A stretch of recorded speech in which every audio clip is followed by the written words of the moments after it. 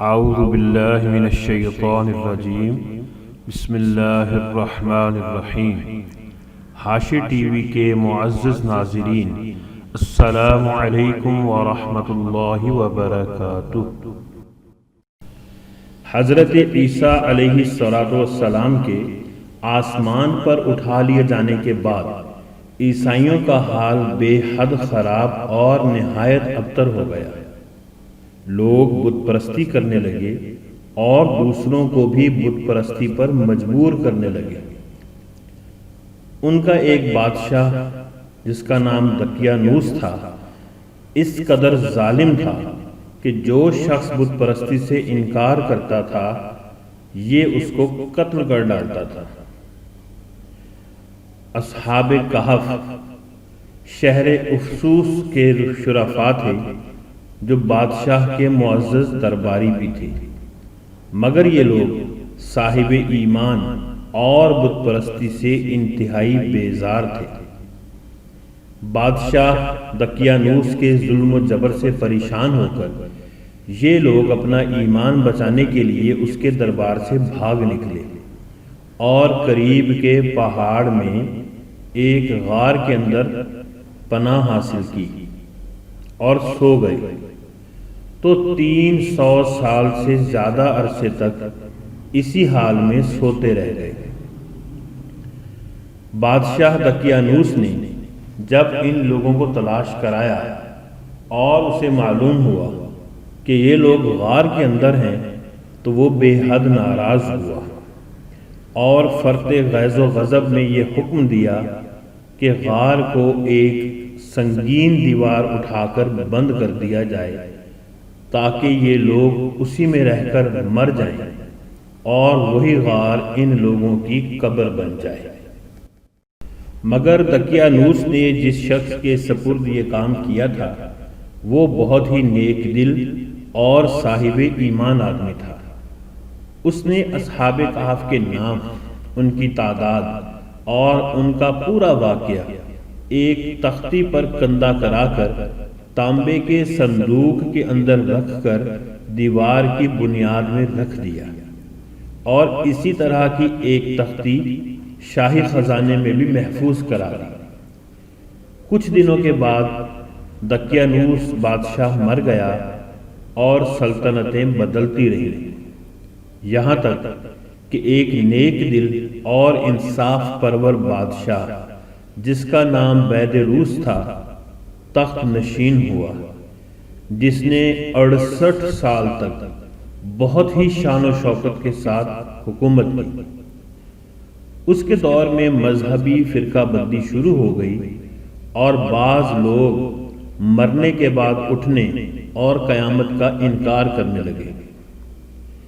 قوم کا یہ حال دیکھ کر بادشاہ رنج و غم میں ڈوب گیا اور وہ تنہائی میں ایک مکان کے اندر بند ہو کر اللہ تعالیٰ کے دربار میں نہایت بے قراری کے ساتھ رو رو کر دعائیں مانگنے لگا کہ یا اللہ کوئی ایسی نشانی ظاہر فرما دے تاکہ لوگوں کو مرنے کے بعد زندہ ہو کر اٹھنے اور قیامت کا یقین ہو جائے۔ بادشاہ کی یہ دعا اللہ تعالیٰ کی بارگاہ میں قبول ہو گئی اور اچانک بکریوں کے ایک چرواہے نے اپنی بکریوں کو ٹھہرانے کے لیے اسی غار کو منتخب کیا اور دیوار کو گرا دیا گیا۔ دیوار گرتے ہی لوگوں پر ایسی ہیبت اور دہشت طاری ہوئی کہ دیوار گرانے والے لرزتے اور کانپتے ہوئے وہاں سے بھاگ نکلے، اور اصحاب کہف اللہ تعالیٰ کے حکم سے اپنی نیند سے بیدار ہو کر اٹھ بیٹھے اور ایک دوسرے سے سلام اور کلام میں مشغول ہو گئے اور نماز بھی ادا کر لی۔ جب ان لوگوں کو بھوک لگی ان لوگوں نے اپنے ایک ساتھی یملیخیہ سے کہا کہ تم بازار جا کر کچھ کھانا لاؤ اور نہایت خاموشی سے یہ بھی معلوم کرو کہ دقیانوس بادشاہ ہم لوگوں کے بارے میں کیا ارادہ رکھتا ہے۔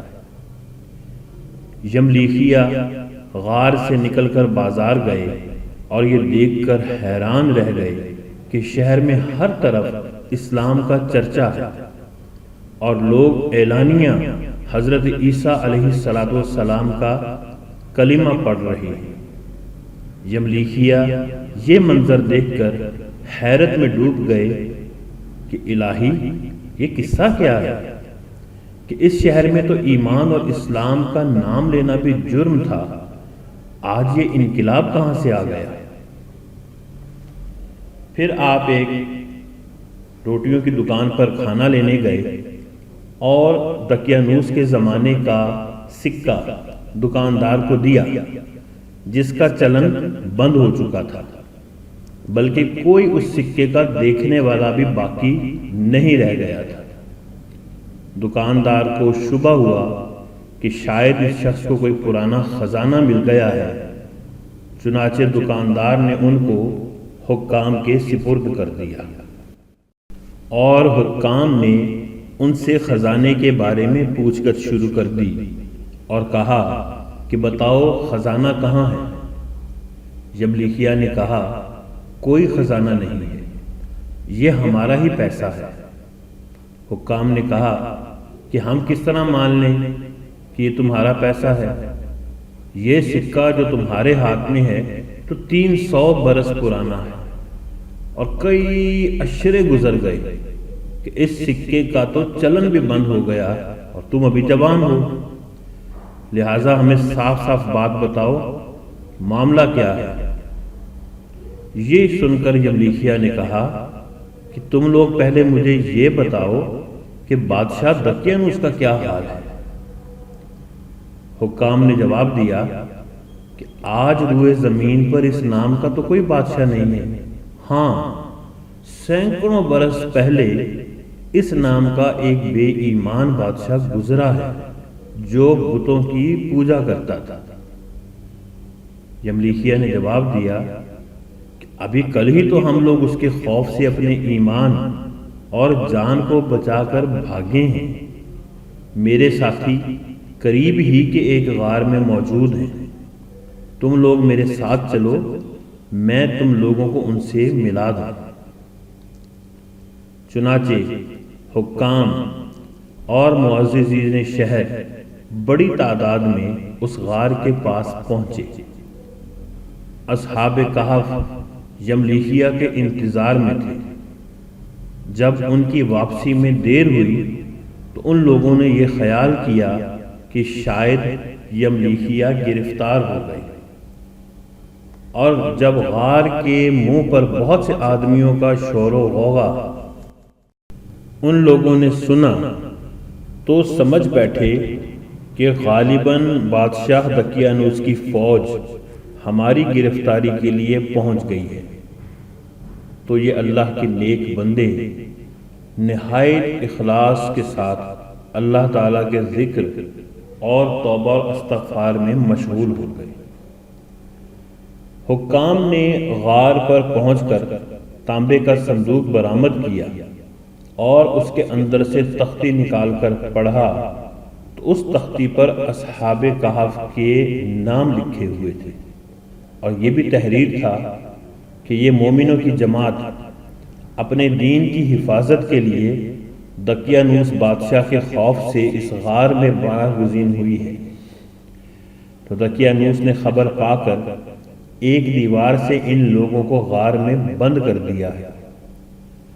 ہم یہ حال اس لیے لکھتے ہیں کہ جب کبھی بھی یہ غار کھلے تو لوگ اصحاب کہف کے حال پر مطلع ہو جائیں۔ حکام تختی کی عبارت پڑھ کر حیران رہ گئے، اور ان لوگوں نے اپنے بادشاہ بیدروس کو اس واقعہ کی اطلاع دی۔ فوراً ہی بیدروس بادشاہ اپنے وزیروں اور عمائدین شہر کو ساتھ لے کر غار کے پاس پہنچا۔ اصحاب کہف نے غار سے نکل کر بادشاہ سے معانقہ کیا اور اپنی سرگزشت بیان کی۔ بیدروس بادشاہ سجدے میں گر کر اللہ تعالیٰ کا شکر ادا کرنے لگا کہ میری دعا قبول ہو گئی اور اللہ تعالیٰ نے ایسی نشانی ظاہر کر دی جس سے موت کے بعد زندہ ہو کر اٹھنے کا ہر شخص کو یقین ہو گیا۔ اصحاب کہف بادشاہ کو دعائیں دینے لگے کہ اللہ تعالیٰ تیری بادشاہی کی حفاظت فرمائے، اب ہم تمہیں اللہ کے سپرد کرتے ہیں۔ پھر اصحاب کہف نے السلام علیکم کہا اور غار کے اندر چلے گئے اور سو گئے، اور اسی حالت میں اللہ تعالیٰ نے ان لوگوں کو وفات دے دی۔ بادشاہ بیدروس نے لکڑی کا صندوق بنوا کر اصحاب کہف کی مقدس لاشوں کو اس میں رکھوا دیا، اور اللہ تعالیٰ نے اصحاب کہف کا ایسا رعب لوگوں کے دلوں میں پیدا کر دیا کہ کسی کی یہ مجال نہیں کہ غار کے منہ تک جا سکے۔ اس طرح اصحاب کہف کی لاشوں کی حفاظت کا اللہ تعالیٰ نے سبب پیدا فرما دیا۔ پھر بیدروس بادشاہ نے غار کے منہ پر ایک مسجد بنوا دی اور سالانہ ایک دن مقرر کر دیا کہ تمام شہر والے اس دن عید کی طرح زیارت کے لیے آیا کریں۔ اصحاب کہف کی تعداد میں جب لوگوں کا اختلاف ہوا تو قرآن مجید فرقان حمید میں یہ آیت نازل ہوئی۔ پارہ نمبر 15 سورہ کہف آیت نمبر 22۔ ترجمہ: تم فرماؤ میرا رب ان کی گنتی خوب جانتا ہے، انہیں نہیں جانتے مگر تھوڑے۔ حضرت سیدنا عبداللہ ابن عباس رضی اللہ تعالی عنہما نے فرمایا کہ میں انہی کم لوگوں میں سے ہوں جو اصحاب کہف کی تعداد کو جانتے ہیں۔ پھر آپ نے فرمایا کہ اصحاب کہف کی تعداد 7 ہے اور 8واں ان کا کتا ہے۔ قرآن مجید میں اللہ تعالیٰ نے اصحاب کہف کا حال بیان فرماتے ہوئے ارشاد فرمایا، سورہ کہف آیت نمبر 9 سے 13۔ ترجمہ: کیا تمہیں معلوم ہوا کہ پہاڑ کی کھوہ اور جنگل کے کنارے والے ہماری ایک عجیب نشانی تھے؟ جب ان جوانوں نے غار میں پناہ لی پھر بولے، اے ہمارے رب، ہمیں اپنے پاس سے رحمت دے اور ہمارے کام میں ہمارے لیے راہ یابی کے سامان کر، تو ہم نے اس غار میں ان کے کانوں پر گنتی کے کئی برس تھپکا۔ پھر ہم نے انہیں جگایا کہ دیکھیں 2 گروہوں میں کون ان کے ٹھہرنے کی مدت زیادہ ٹھیک بتاتا ہے۔ ہم نے ان کا ٹھیک ٹھیک حال تمہیں سنایا۔ وہ کچھ جوان تھے کہ اپنے رب پر ایمان لائے اور ہم نے ان کو ہدایت دی۔ حضرت علی رضی اللہ تعالی عنہ سے روایت ہے کہ اصحاب کہف کے نام یہ ہیں: یملیحیہ، مکشلینہ، مشلینہ، مرنوش، دبرنوش، شازنوس، اور 7واں چرواہا تھا جو ان لوگوں کے ساتھ ہو گیا تھا۔ حضرت علی رضی اللہ تعالی عنہ نے اس کا ذکر نہیں فرمایا، اور ان لوگوں کے کتے کا نام کتبیر تھا۔ جب قرآن مجید کی یہ آیت وَلَبِثُوا فِي كَهْفِهِمْ 300 سِنِينَ وَازْدَادُوا 9 نازل ہوئی، جس کا ترجمہ کچھ یوں ہے، اور وہ اپنے غار میں 300 برس ٹھہرے 9 اوپر۔ تو کفار کہنے لگے کہ ہم 300 برس کے متعلق تو جانتے ہیں کہ اصحاب کہف اتنی مدت تک غار میں رہے، مگر ہم 9 برس کو نہیں جانتے۔ تو حضور نبی اکرم صلی اللہ علیہ وسلم نے فرمایا کہ تم لوگ شمسی سال کے حساب سے دیکھ رہے ہو، اور قرآن پاک نے قمری سال کے حساب سے مدت بیان فرمائی ہے، اور شمسی سال کے ہر 100 برس میں 3 سال قمری بڑھ جاتے ہیں۔ معزز ناظرین، امید ہے آج کی ویڈیو آپ کو پسند آئی ہوگی۔ آپ سے گزارش ہے ویڈیو کو لائک اور شیئر کر دیجیے گا، اور ساتھ ہی ہمارے چینل حاشر ٹی وی کو سبسکرائب کر دیں اور گھنٹی کے بٹن کو بھی دبا دیں تاکہ تمام آنے والی نئی ویڈیوز آپ سب سے پہلے دیکھ سکیں۔ اللہ تعالیٰ سے دعا ہے اللہ تعالیٰ ہمیں آسانیاں عطا فرمائے اور آسانیاں تقسیم کرنے کا شرف بھی عطا فرمائے۔ اپنا بہت سا خیال رکھیے گا۔ اللہ نگہبان۔